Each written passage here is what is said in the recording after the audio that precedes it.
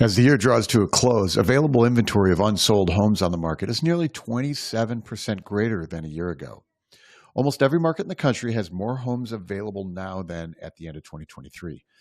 10 states have more inventory unsold than in 2019, which was the last sort of normal year before the pandemic. A few states even have more homes on the market now than at any time in the last 8 or 10 years. I've also pointed out how recently the Midwest and Northeast states do not have a lot of homes on the market. Inventory is still very tight in places like Chicago or New England, but it is rising in these markets. And 2025 is poised to continue the trend of rising inventory across the country. We'll probably finish 2025 with 15% more homes available than we have now. So, what happens when inventory rises for 4 years in a row? Can there be too many homes for sale? What will the impact be on home prices in 2025? And does it matter if the inventory of unsold homes on the market is building because more people are trying to unload their property, or if that inventory is building because fewer people are buying it? Let's take a look at what we can see now and what we can tease out for the signals in the data for the 2025 housing market. I'm Mike Simonsen. I'm the founder of Altos Research. Let's look at the data now as we're in the middle of December 2024. So it is December, of course. And so inventory is falling for the season. There will be fewer homes on the market each week until February or so, sometimes as late as March or April. There are now 682,000 single-family homes on the market across the country. That's down 1% for the week, as you'd expect for December. And we have almost 27% more homes on the market now than last year at this time. In this long-term view of inventory, you can see a few trends that are important. At the right end of the chart, you can see how we are finishing 3 full years of rising inventory. 2025 is poised to keep that trend, and if it continues, we're slowly getting closer to the old normal levels. While we have 27% more homes for sale now than last year, we still have 22% fewer homes on the market than, say, at the end of 2018. So in the 2010s, the teens, inventory fell each year with very low interest rates. In the 2020s, inventory grows each year with consistently more expensive money. By the end of next year, we should basically be back to the old normal levels of inventory. If a big recession hits in 2025, it typically takes 9 to 12 months for that to create distressed inventory. So that would be 2026 before we saw a surge of homes for sale from a recession.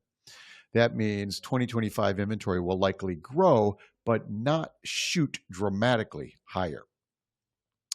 One of the other takeaways on the data, there are 2 other takeaways on the inventory data at the end of this year. So first is to expect more homes available next year, which means greater selection for home buyers, less competition. And that evidence is clear. The rising inventory trend is underway. The second takeaway is more speculative, and that is that we expect inventory to grow more in the North and Midwest next year, with some resumption of the migration from the north to south, which has slowed recently. So as migration slowed, we stopped selling homes in the north and stopped buying them in the south. So inventory is tight in the north where we're not selling, and it's growing in the south where we're not buying. I expect, though, that migration to resume a little bit in 2025, and therefore that inventory disparity to begin to even back out. Now, we don't have evidence of this evening out starting yet. Right now, all the inventory build is in the South and West. So this is just a little expectation I have based on the fact that we've been stuck for so long. I expect some unsticking. This assumes the job market loosens up some and interest rates to stabilize in the 6s, hopefully low 6s, which will make it easier for people to move. When we look at the new sellers entering the market each week, there were 45,000 new listings this week. That's 14% more home sellers listing their properties in December than the same week a year ago. This quantity of sellers is more similar to the pre-pandemic years than we've seen in a long time. We have a growing number of sellers each week compared to last year. So, this to me is an indicator that we're slowly emerging from this post pandemic era because there are more sellers. This contributes to the hypothesis that the northern states will, with very tight inventory, will begin to see some evening out. Last week in the Altos webinar, I showed data how Dallas now has the same level of new sellers each week, new listings each week, as it did in the 2010s decade, where Chicago is still very few new listings each week. But even Chicago is rising, so with more sellers. So that looks poised to continue after the new year. So when we include the immediate sales, these are the new listings that are already in contract, the overall seller growth is 7.7% more than a year ago. All year long, we've been averaging about 8% more sellers each week than last year. That trend looks like it'll continue in 2025. So more supply means more selection for buyers. It means less upward pressure on prices. And in some markets, more supply, more seller supply means home prices will actually move down in 2025.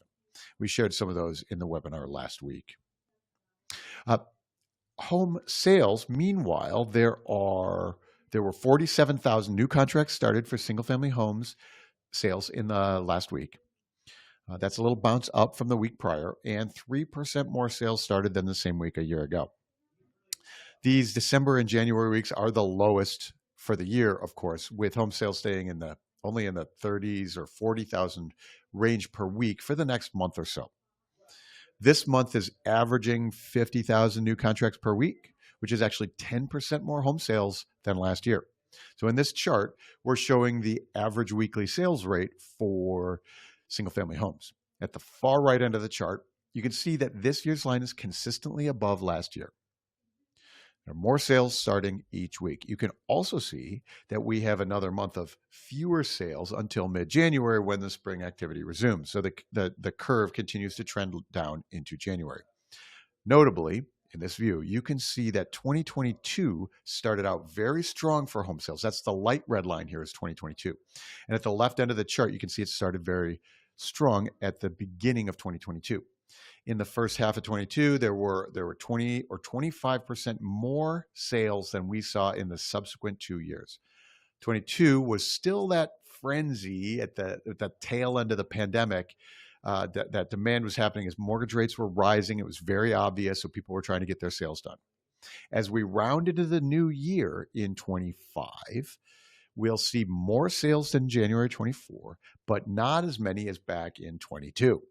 So recent weeks have been averaging about 10% more home sales per year. Our current expectation is that pace probably can't sustain for the full year next year. So overall, for 2025, home sales will grow at about 5% over this year. So we're looking at 4.2 million home sales for 2025. The median price for existing home sales in the U.S. was $375,000 this week. That's a downtick for the week, which is totally normal for December. The recent average price is just under $384,000. That's what people are paying for homes across the U.S. this autumn. In this chart, we have each of the last 3 years. I've highlighted the two moments in 2022 when home prices adjusted down as the market shifted. So in June and again in October of 2022. So those are the gray zones here with the light red showing the 2022 home price curve. So note at that time, inventory was rising quickly, transaction volume was cratering, and we watched price cuts jump each week for existing home sellers. Now contrast the 2024 line. So that's the dark line here. In the late summer, this year, mortgage rates were staying higher for longer than anyone had expected. By August, home prices looked like they were on this trajectory to trend lower by the end of the year. In late summer, we had a temporary reprieve with mortgage rates dropping close to 6%. And one of the things that happened was that home prices got a boost. That says to me that people are optimizing for mortgage rates, mortgage payments even. And when the cost of money goes up, we buy less house. We buy at lower price points. So that September dip in mortgage rates correlated with the dark line here. 2024's home sales prices staying elevated compared to the opposite happening in 22 and 23. So in this chart, we're using the last 4 weeks of data to smooth out the weekly jumps and dips. I think this is a very clear sign for where home prices finish 2024 and start the next year with about 5% gain. We've been expecting and forecasting a 3.5% home price gain for the full year next year. But since we have not seen prices receding from this current pace, we will actually be on the lookout to revise up our home price forecast in the first quarter if these trends hold. So wouldn't that be a surprise?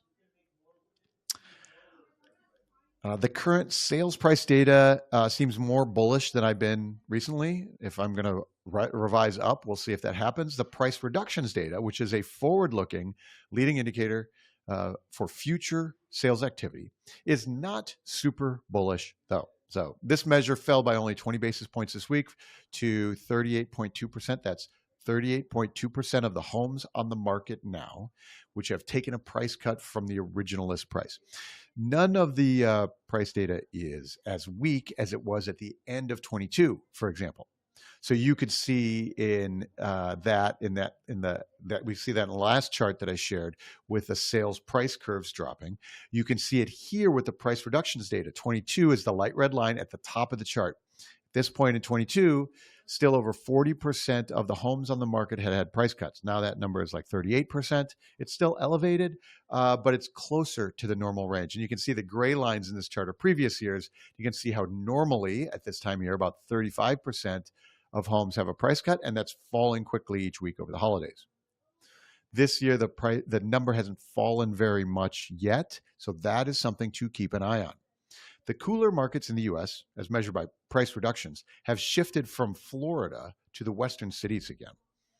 Florida has its unique seasonal activity with more transactions happening in the winter than most of the country.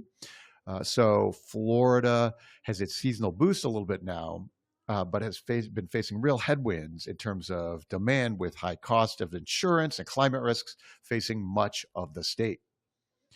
The supply of homes in Florida is more now than it has been in a bunch of years. And it's going to be interesting to watch what happens to pricing as a result. As of right now, like the rest of the U.S., most of Florida markets have resisted dramatic price drops. And there's no immediate signal of that changing. So we'd see that signal, for example, in the price reductions data, and we just don't yet. So after the new year, we're going to watch how steeply this number drops with fresh inventory in January and February, and then see how quickly it kicks up in Q2. Okay, so that's all the time we have for the data today. If you need to communicate about this market with your buyers and sellers, you should join us at Altos Research. Go to altosresearch.com and book a free account. You can grab a free account now. So we'll help you dive into your local market and help you start helping people understand the market today. See you soon.